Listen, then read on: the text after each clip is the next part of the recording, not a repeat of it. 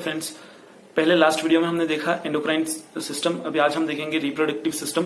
Overview of reproductive system देखेंगे, जिसमें हम मेनली 4 चीजें देखेंगे। एक तो एक्सटर्नल जेनिटलिया में कौन से ऑर्गन आते हैं, इंटरनल जेनिटलिया में कौन से ऑर्गन आते हैं, और फीमेल रिप्रोडक्टिव सिस्टम के सारे ऑर्गन आज हम कवर करेंगे। एक्स्ट्रा हम चीज कवर करेंगे एमनियोटिक फ्लूइड, उसके कलर्स और कौन सी एबनॉर्मलिटी में कौन सा कलर होता है। और दूसरी चीज हम जो देखेंगे वो देखेंगे सबका लेंथ और मेजरमेंट और जो सारे इंपॉर्टेंट क्वेश्चंस इन सारे ऑर्गन्स से आते हैं, और कुछ चीजें अबाउट होमोलोगस हार्मोन जो कि पूछे जाते हैं और हर एक कॉम्पिटिटिव एग्जाम के लिए इंपॉर्टेंट है। यूजुअली नॉर्थ सेट 2020 में पूछी जाने लायक होंगी वो सारी चीजें। हम पहले मैं आपको बता देना चाहता हूँ कि प्लीज मैक्सिमम शेयर करें वीडियो को और लाइक करें, कमेंट करें और दूसरों को भी कमेंट करने के लिए प्रोत्साहित करें। तो let's we start about female reproductive system. ये फीमेल रिप्रोडक्टिव सिस्टम्स जो बनता है वो बनता है मुलेनियन डक्ट से। तो एग्जाम में क्वेश्चन पूछा जाता है कि फीमेल रिप्रोडक्टिव सिस्टम किस चीज से बनता है, जैसे कि यूट्रस है, सर्विक्स है, वजाइना है, ये सारी चीजें जो बनती हैं वो बनती है मुलेनियन डक्ट जो कि एंडोडर्म से बनती है। और फीमेल में ओवेरी जो बनती है वो बनती है मीजोडर्म से। और ये फीमेल की ओवरी जो कि गोनाड्स हैं और मेल में टेस्टिस जो कि गोनाड्स हैं, ये दोनों चीज बनती है मीजोडर्म से।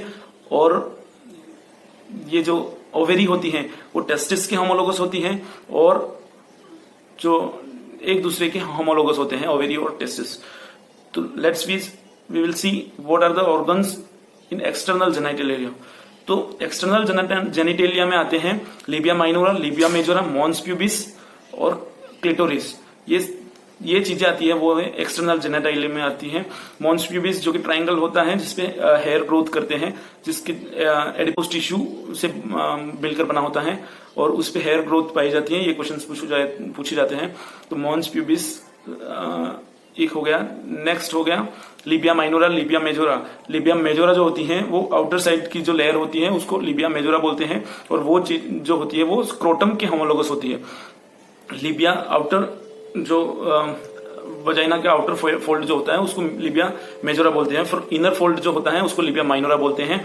और इसके बाद में जो आती है वो क्लिटोरिस जो है वो मेल में पेनिस के होमोलोगस होती हैं। और जो एक क्वेश्चन पूछा जाता है जो कि मेल में यूरेथ्रा जो होता है वो 2 फंक्शंस करता है, एक तो स्पर्म के लिए वे बनाता है और दूसरा है वो यूरिनेशन के लिए काम। लेकिन फीमेल्स में यूरेथ्रल ओपनिंग अलग होती है और वो वे अलग रहता है, वजाइना अलग रहती है। तो वजाइनल ट्रैक जो है, वजाइना जो है वो इंटरनल जेनिटेलिया में आता है, एक्सटर्नल जेनिटेलिया में आता है यूरेथ्रल ओपनिंग। तो ये चीजें जो होती हैं वो एक्सटर्नल जेनिटेलिया में आती है। अभी इंटरनल जेनिटेलिया में आने वाले ऑर्गन है, फर्स्ट इज वजाइना, इसके बाद आते हैं सर्विक्स, इसके बाद यूट्रस, इसके बाद फेलोपियन ट्यूब और इसके बाद ओवरी। ये 5 चीजें जो आती हैं वो इंटरनल जेनिटेलिया में आती हैं। तो वजाइना होती है जिसकी लंबाई 8 to 10 सेंटीमीटर एंटीरियरली देखी जाए तो होती है, और उसमें ये जो वजाइना होती है कनेक्टेड, उसके बाद में वजाइना और यूट्रस के बीच में सर्विक्स होती है। सर्विक्स में 2 ओएस होती है, एक इंटरनल और एक एक्सटर्नल ओएस होता है।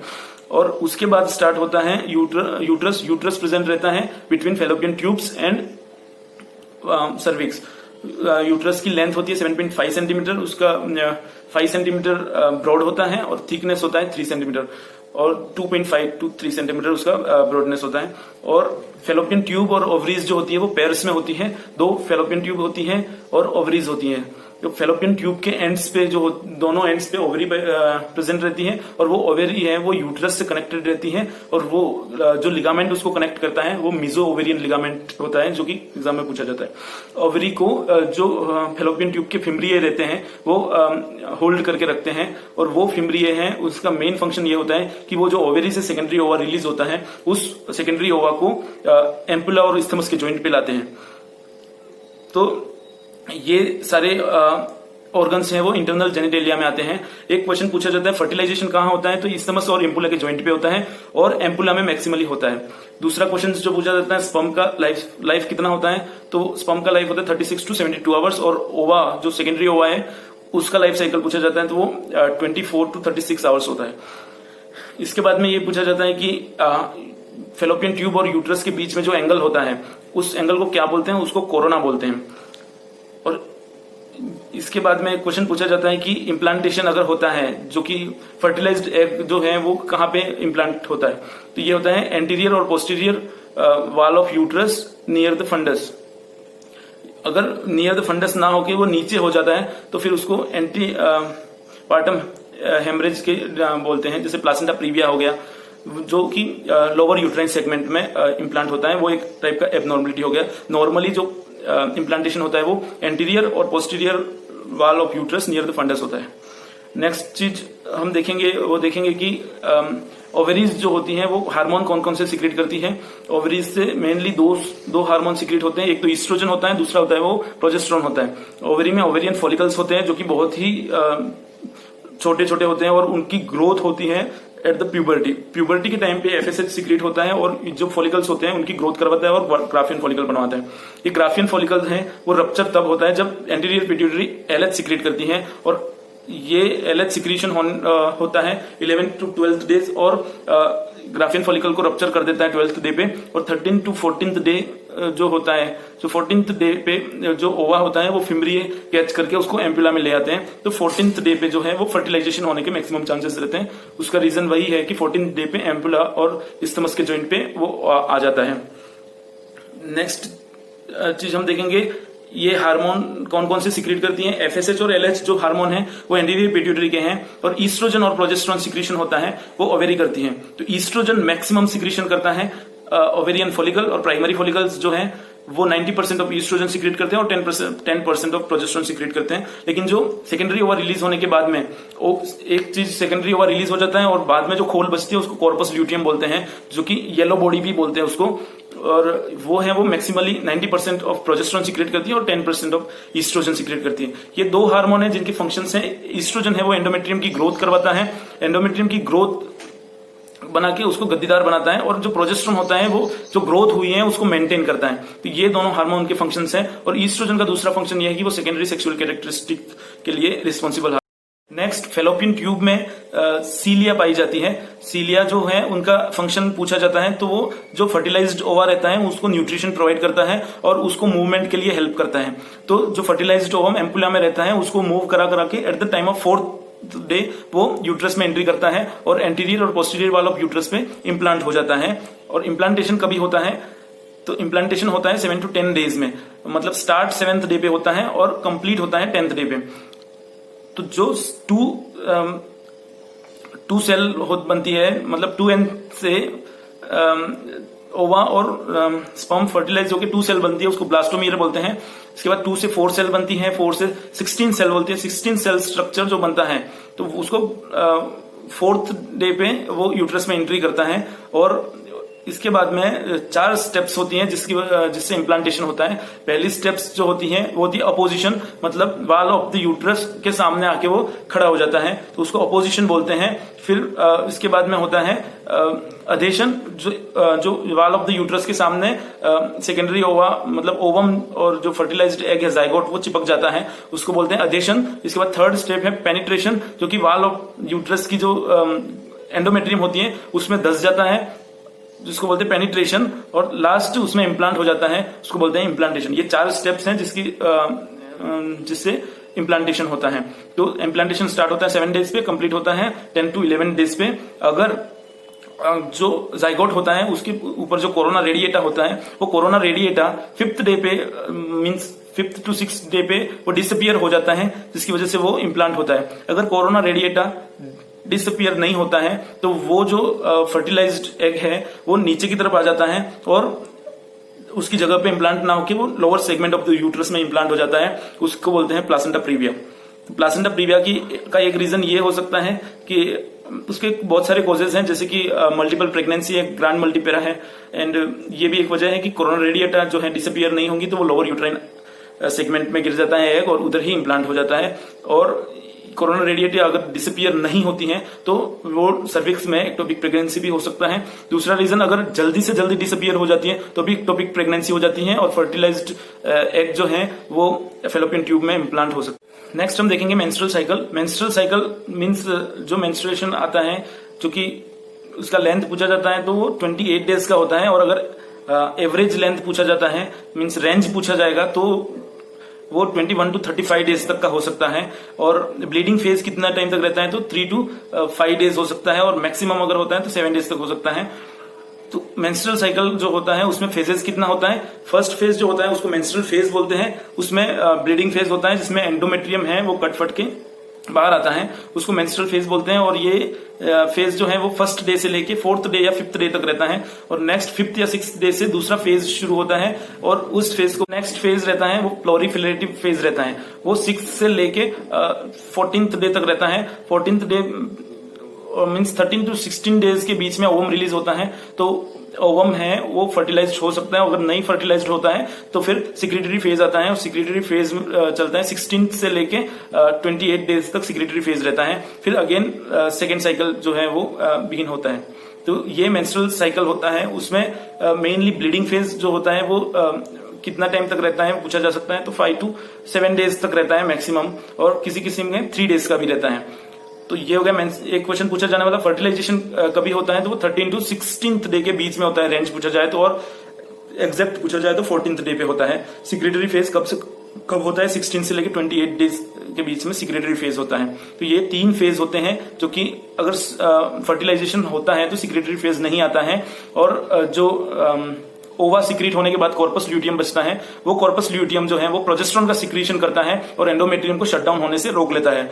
तो कॉर्पस ल्यूटियम है वो प्रोजेस्टेरोन सिक्रीशन कब तक करेगा? 3 मंथ्स तक प्रोजेस्टेरोन का सिक्रीशन करेगा, और 3 मंथ के बाद में प्लाजेंटा, एट द 3 मंथ कंप्लीट होने के बाद में प्लाजेंटा कंप्लीटली डेवलप हो जाता है, जो कि सारे हार्मोन HCG है और ये भी प्रोजेस्टेरोन, ईस्ट्रोजन, सब हार्मोन जो है वो प्लाजेंटा ही सिक्रीट करेगा। इसके बाद में कॉर्पस ल्यूटियम है वो डिजेनरेट हो जाएगा। नेक्स्ट चीज हम जो देखेंगे वो देखेंगे कि एम्ब्रियोजेनिक पीरियड और एम्ब्रियोलॉजी।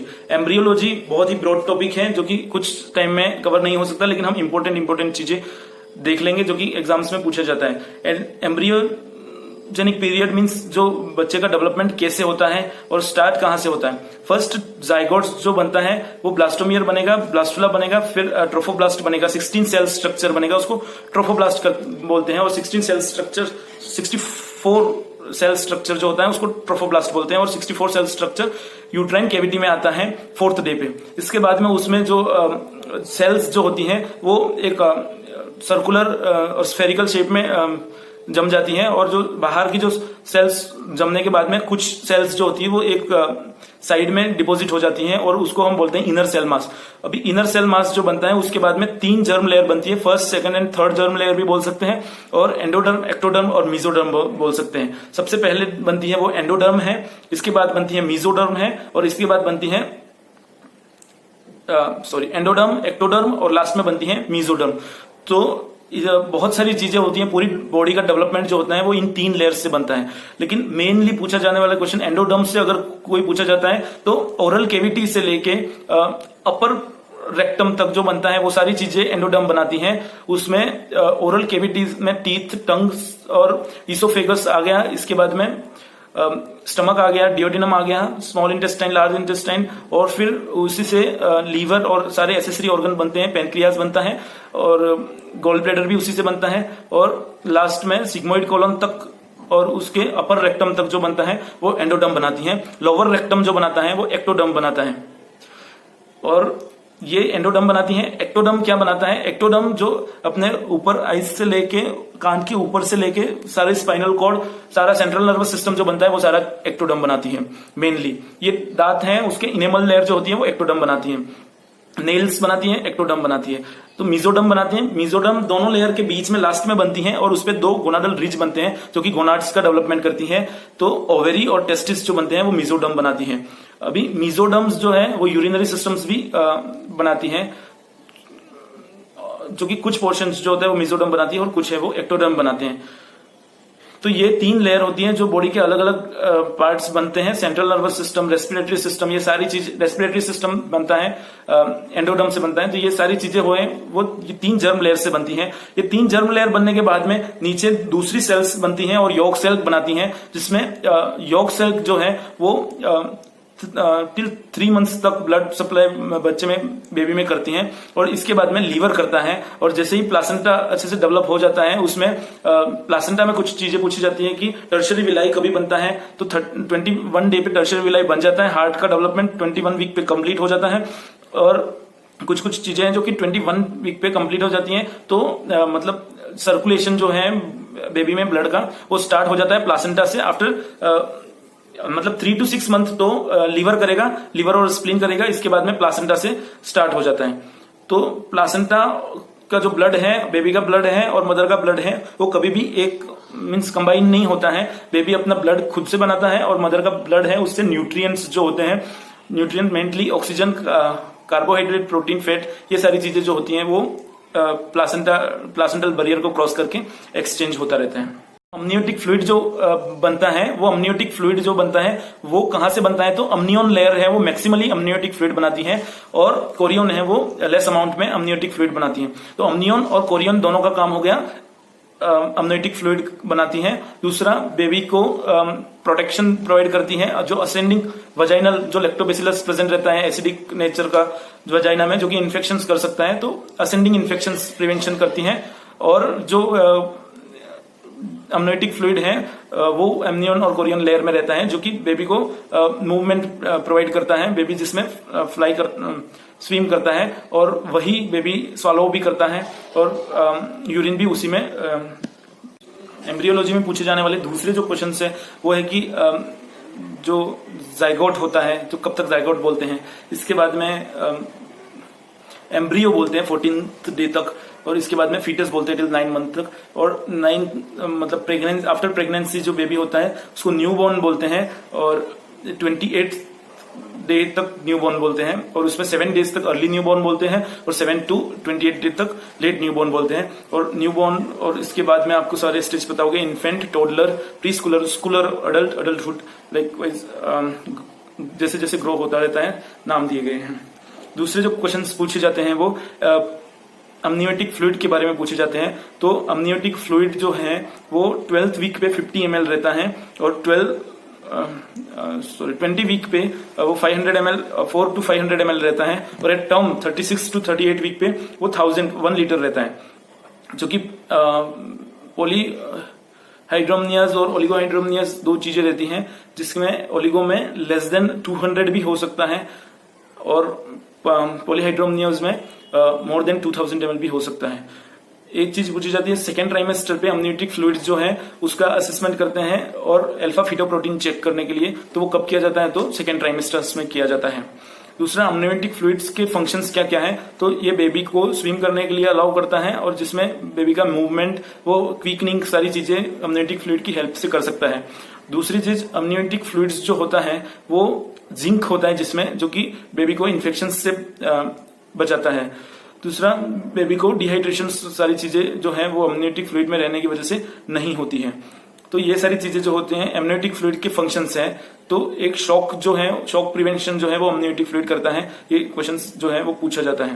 नेक्स्ट चीज जो पूछी जाती है वो है कलर ऑफ अमनियोटिक फ्लूइड। तो एक सबसे फेवरेट क्वेश्चन जो आता है वो है कि ग्रीनिश कलर का जो अमनियोटिक फ्लूइड मिलता है तो वो किस में मिलता है, तो म्यूकोनियम पास कर देता है बेबी, तभी ग्रीनिश कलर का अमनियोटिक फ्लूइड मिलता है, और ग्रीनिश कलर का अमनियोटिक फ्लूइड मिलता है। तो मे बी जो बेबी बर्थ होगा वो म्यूकोनियम एस्पिरेशन सिंड्रोम जिसको हो सकता है, और म्यूकोनियम जो है वो ग्रीनिश कलर का होता है और स्टिकी होता है, जो कि रेस्पिरेटरी ट्रैक में जैसे ही बाहर बर्थ के बाद में बेबी ब्रीथ लेना स्टार्ट करेगा वो और अंदर जाएगा, और स्टिकी जो है वो एल्वुलाई के वाल जो होता है उस पर चिपक जाएगा, और उसकी वजह से बेबी को ब्रीदिंग डिफिकल्टी होंगी और बेबी का डेथ भी हो सकता है। तो म्यूकोनियम एस्पिरेशन सिंड्रोम हो सकता है, और उसमें म्यूकोनियम पास करने की वजह से ग्रीनिश स्टूल होता है। दूसरा, RH इनकम्पेबिलिटी बोलते हैं, और एरिथ्रो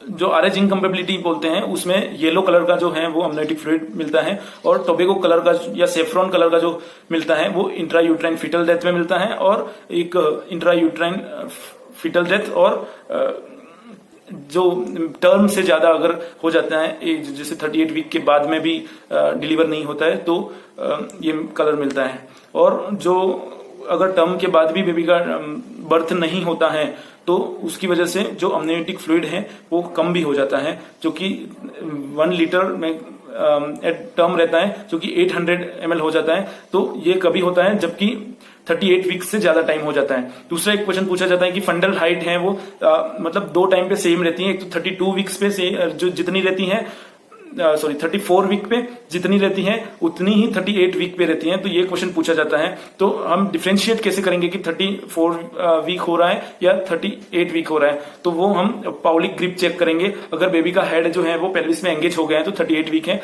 रादर देन 32 वीक है। तो ये क्वेश्चन जो है वो जो कि पूछे जाते हैं।